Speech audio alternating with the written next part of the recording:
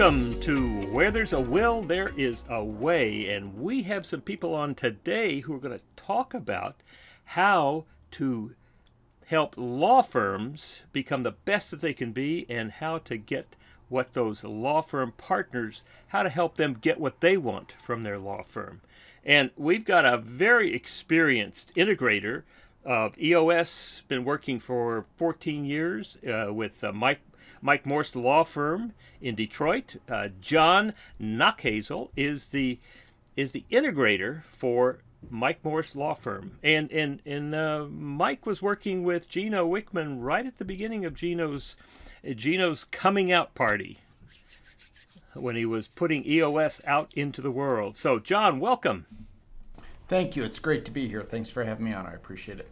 So tell me, John, what was it like to ride this EOS horse for 14 years? What kinds of things did you see going on in the law firm? So it was wild. I came in, I'm not a lawyer, and so I came in from the outside. It's actually Gino that created my job. He created the need for it by teaching Mike, our visionary founder, that he needed an integrator. And once Mike acquiesced and agreed to move forward with finding an integrator, he hired me. And I came in from the outside, and I was employee number 28. And there was a thriving law firm in many respects. Lots of cases to work on, quite a few people, huge energy, but it wasn't always controlled in the most effective way. And it felt out of control and a bit chaotic. And so I was brought in to help instill structure and order and metrics and calm and cohesiveness and lay the foundation for scalability. And it was those principles that Gino teaches through EOS that I was responsible for making them come to life in the law firm and lay that foundation, put in the infrastructure so that we could support the growth. And we ended up growing tenfold in 10 years. And it was just, it's been tremendously fun every step of the way. I almost said past tense, but it's still fun today.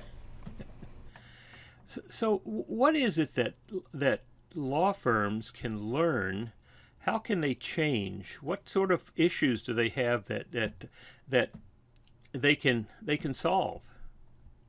The first one, it sounds a little bit crazy, but it's just an awakening. It's recognizing that they didn't go to business school and they went to law school, and they simply have no training, and many of them were late to the game in realizing that they actually own a business and they're running a business, and it's just giving it its just due and acknowledging what it is.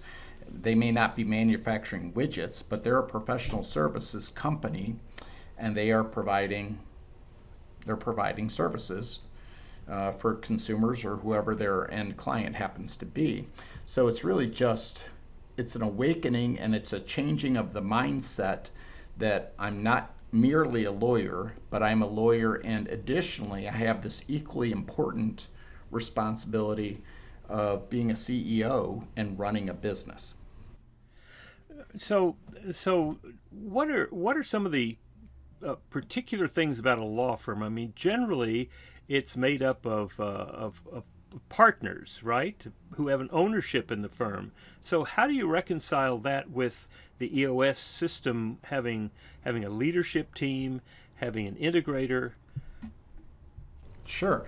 So for me, I've been very, very blessed. I've worked with Gino for the entire 14 years that I've been with the firm. He's still our coach to this day. Love Gino. I consider him a personal friend. I know he feels the same. So we're very blessed. But he was very good at teaching us that many people will wear multiple hats. So if you're an owner, that's fantastic, and you sit in the owner's box, and you can have your owner meetings and talk about owner things, but make no mistake that when you are in the business, and you're wearing that hat, and sitting in that seat, that you're not the owner. You are an employee, and that is completely separate and distinct from the other.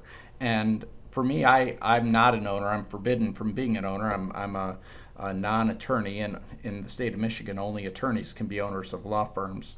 So, but that still, I filled two different seats. I was the CFO and the COO when I first joined. So I had to always acknowledge which seat I was sitting in at that time when I was performing my duties. All right, so that now you and Mike have written a book, right? We did. Yeah, we wrote a book, and we're honored. It's called Fireproof, and we're very blessed that the foreword was actually written by Gino Wickman himself. So we really were honored by that, and we tell the story, the real life story, and in many ways it's an EOS journey. There's other elements to the story as well, to be sure, but it shows how a law firm went from out of control and kind of bursting to scalable and under control, with all the right people in all the right seats, with all the numbers dialed in, with all the processes simplified, documented, being followed by all. It showed how you can take the chaos and instill an infrastructure and scale it and get all the right people in all the right seats, and what a wonderful thing it is when that can be accomplished. Now, so how large is Mike's firm right now? So it depends how you want to measure it, but I was employee 28. We now have 173 team members.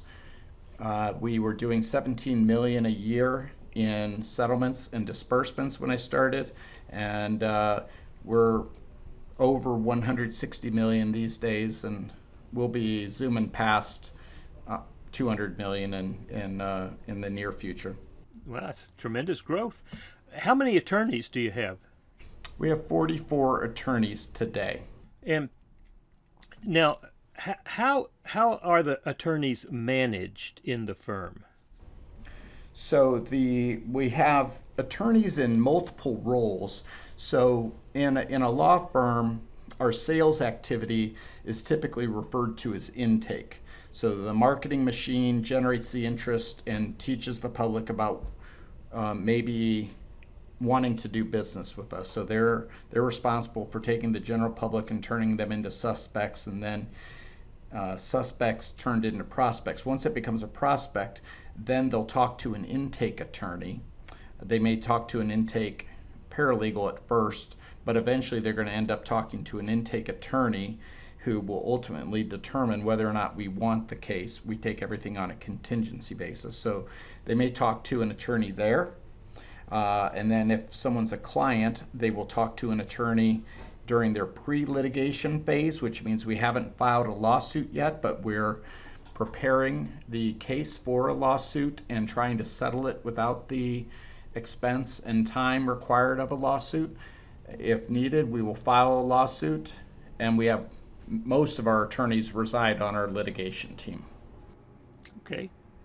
Now, many times when I have been in social events with attorneys, I've been very aware that they're actually working all the time. Now, is that true for attorneys who are working in your firm? The vast majority of attorneys that I encounter, it seems like it is perpetual energy, and I think that's part of why did you go to law school? That it's hard. It requires effort, and you have to have a certain tenacity and ambition and drive. So to some degree, it's always going to be that way. But for ours, we have attorneys that come in all shapes and sizes. And for me, if you're an attorney, that means you went to law school. It doesn't mean that you know how to manage people. You might not. You might be a good salesperson, or maybe not. You might be an incredibly skilled, technical, detail-oriented writer, or not. You might be very empathetic and personally appealing to a jury or a client. So to me, a lawyer just means that you went to law school, and it's impossible to narrowly define someone and label them by merely knowing that they're an attorney. They could be literally anything. Well, now, have you found that it was advantageous for you as the integrator, could be called the COO? Did you find that it's advantageous that you aren't a lawyer? I made it an advantage. At first, it was, you're not a lawyer, and I knew there would be an obstacle coming into it. I was not naive, and it was, how can you come in? You're not even a lawyer, and you're going to tell me how to do my job. And so I did not come in guns blazing. I came in with a very much a softer approach of, I'm here to help you. I'm not a threat to you. I can't do what you do. You have certain skills and you're awesome, and I will never have those skills. I don't aspire to have those skills, but perhaps I have something from my background and my experiences, my education, that I've learned that I could share with you. Would you be interested in learning those things? Yes. And once I was able to get them to see that I was genuinely there to help make them better, then they opened up to me and trusted me. And now I really see it as much more of an advantage, because I'm not threatening and I'm merely complementing their skills and filling in their holes and their voids and showing them a perspective that they would otherwise be blind to. So, do you think that it would be possible for an attorney in a firm to be the integrator, or do they have to have somebody who is not an attorney? I think it's completely and utterly possible to be a lawyer who could be the integrator. I think it's unusual, and in some ways it's an advantage. But I would say it's extremely secondary. It is not. It is not. Let's take our best attorney and say, let's promote you to being the manager of all the attorneys. Because you are the best attorney, you must be a great manager. Well, whoa, whoa, whoa, whoa. Those are completely different skills. And then let's take someone who's a great attorney manager and say, abracadabra, you're now very knowledgeable on all things accounting, IT, HR, marketing, etc. And you know how to lead the orchestra and make sure that all the trains are running on time and everything is happening in sync, and you're building a good culture. That may or may not have anything to do with the skills that you've acquired in your prior position. So I would say find the right person, and then if they're a lawyer, I don't know, it's a little bit interesting, but it's not very compelling one way or the other. I personally wouldn't hold it against a person, and I wouldn't say that's an extra check mark in their favor. Uh-huh. All right, so talk to me about how EOS has allowed you to live what we call the EOS life, this ideal life where you're doing what you love doing. You're doing it with people that you love. You know that you're making a great contribution, making the world a better place. You're getting compensated appropriately, and you have plenty of time left over for your other passions. So it's interesting that it really happened, I would say, in two phases. One was when Mike turned control of the firm over to me and really allowed me in and gave me some autonomy and some authority. That allowed him to have a more peaceful existence, and I absorbed all of the chaos, and that allowed him to have a fabulous personal life and to make it rain. He was able to go out and drum up even more new business with his free time and energy, he was able to be the visionary that he was born to be. So that worked for him. Then how did it affect me? In an unexpected way, what ended up happening was we were 10 years in to working together, and I turned in the budget for the year. I had forecasted out the revenue and had the budget all set. So my busiest times of the year are ending the year and planning the year. And so it was the end of January. I met with Michael and said, okay, here's what's going to happen this year. Showed him the plan. And now I'm about to enter my boring period. So I know that I now have all the right people in all the right seats. I have all the numbers dialed in. Honestly, it's gotten kind of easy. I'm a little bit bored, so even though we had grown it tenfold, it was actually infinitely easier and less chaotic. And so then I said, I need a project. So if you want to buy a company or if you want to do something fun, let me know. I'm kind of looking for something. And so he came back to me 2 months later and he said, I've got it. We're going to write a book. And I said, oh, really? So it was never on my bucket list of things to do.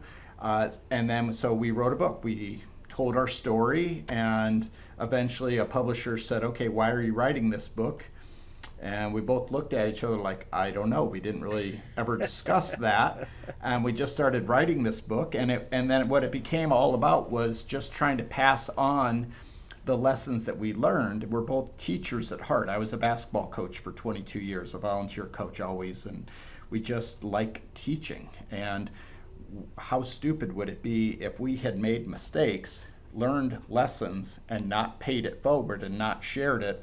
So we tried to write it all down in our book, Fireproof, and shared our story, and in hopes that others would read it and avoid the struggles. They'll have to have some struggles, but hopefully they can make it through faster, and it won't take them 10 years to accomplish what it took us.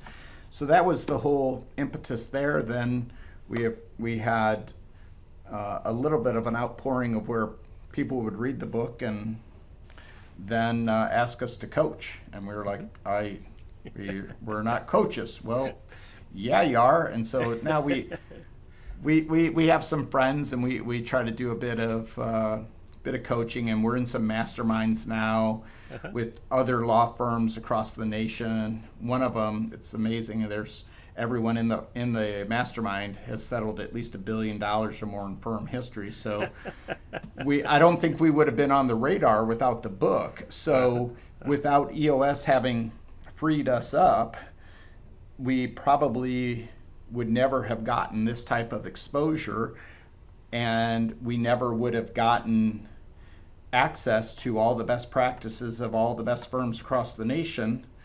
And then the circle of life just keeps repeating, right. And then there's even more to share. Well, that book, I have read it several times, and I've given it out to a number of people. And it's so good that what I can tell people, if they will simply email me at will.crist@EOS Worldwide, I will send them a free copy of Fireproof. And let them see how they can make their business better, their law firm better, and also improve the quality of their life. So those are important things to do. Now, are you working over 40 hours a week? I am, but it's a choice. I'm just a driven person. I enjoy it. And first, I just have to pause and just say, thank you so much for your support of our book. That was just a really kind gesture you just made, and I just want to acknowledge that. Thank you. So no problem. I feel like I've always, as far as how much I work, I've always done 1.5 jobs. So for 22 years, I was a basketball coach. Before that, I was in grad school at night. And now I'm an empty nester. I have 4 kids, but they're all off at college or beyond. And I have acquired this knowledge and skills, and I have outlets for them because we have bright, shiny objects that find us faster than at any other point in my career, and I want to do all of them. Gino won't let us do all of them, but I want to do all of them. And so I do work because it's really fun, but it's an active choice that I make. And if I loved golf, then maybe I'd go golf. I do like boating, and we have a place on a great lake, Lake Huron, and I enjoy spending time up there. But before my grandkids show up, I'm going to enjoy this time of my career where I can just go for it professionally. Uh-huh. Excellent. Oh, that's excellent. That's a lot of fun. And it's now. How about the rest of the? You said you had about 140 people in the organization. About 173. Oh my today. goodness! Yeah, So, yeah. are they all living the EOS life, their ideal life? Oh, I think so. And we really, I think when we talk to other firms, even, that's one of the things that I often highlight is they'll say, well, why are you guys successful, or why are you structured in such and such way? And one of the things that I think that we've done an especially good job of is putting people in their sweet spot. And if someone is supposed to be good at 8 things to do their job, and truth be told, they're terrible at 6 of them, and they're truly outstanding at 2 of them, I don't see them as a failure. What I see is, oh my gosh, you can do 2 things really well. And then can we make use of that? Can we build the puzzle? Can we allow you to do these 2 things that you're awesome at and you love doing, and let you do it all the time? If we can do that, then fantastic. We've got something where the employee is thrilled, we're thrilled, and it's a win. Mm-hmm. And so we're delighted to celebrate the differences, and we don't get mad at people for refusing to be a zebra. Instead, we say, you're a fantastic leopard, and I'm so happy about that. And we really celebrate and find those things that they can contribute, and we have them really focus on their strengths, and we really don't spend a whole lot of time developing someone's weaknesses. We acknowledge the weaknesses are there. If we can improve them over time, that's fantastic. But we're about discovering what are your strengths, what are your natural, inherent, God-given abilities, and the things that you love. And let's try to set it up so that you can do that all the time. Yeah. Yeah. Well, that's wonderful. That is wonderful. So what would you say to law firms who were wondering what is all this EOS stuff about, and how can we grow without just becoming totally chaotic? Well, that's the only way you will grow, is chaotically, and then you'll hit a ceiling, you'll hit a cap, you'll burn out, and that's literally, you'll see it. Any of your listeners will see this in the book, that's what happened with Michael. Is he burnt out. He had hit a ceiling because the chaos can only take you so far, and that it's I don't have time to incorporate the principles that EOS teaches.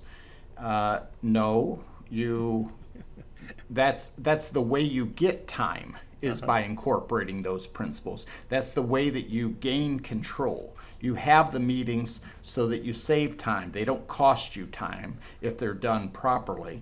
And you get it. But that's what I would say, is that it's actually a very freeing thing, and it's not a stifling thing to have that structure and that discipline. It's that structure and discipline that allows you to unlock your creativity and allows you to be on offense, delivering punches to the opposition that a law firm inevitably has, rather than it gets in the way of the work. It frees you up to be at your best. Excellent. Excellent. Well, John, this has just been wonderful. I really do appreciate you taking time out of what I know is just a very busy time for you, and helping to express to law firms who are going to hit that inevitable ceiling at some point, and help them find an alternative to just getting burnt out, missing a lot of those other great things like family and baseball games and basketball games and other things that are so important for their family because they just don't have the structure in their law firm to allow them to do that. And I feel blessed. I not only made it to every one of my kids' games, but I was coaching them. I gave the pregame talk, the postgame talk. I led their practices. I couldn't have been a more involved father and yet still had the structure and fun of being part of a journey of a law firm that was going through truly explosive growth. Oh, that's wonderful. Well, that's just another example of how, when there's a will, there is a way to get beyond that limitation that's going to be there for so many law firms and so many companies, where they just can't break through, or they're just surrounded by chaos that comes with growth and they don't know where to turn. So thanks for the time, John. I really do appreciate it. It was truly my pleasure. I enjoyed it. Thanks for having me on.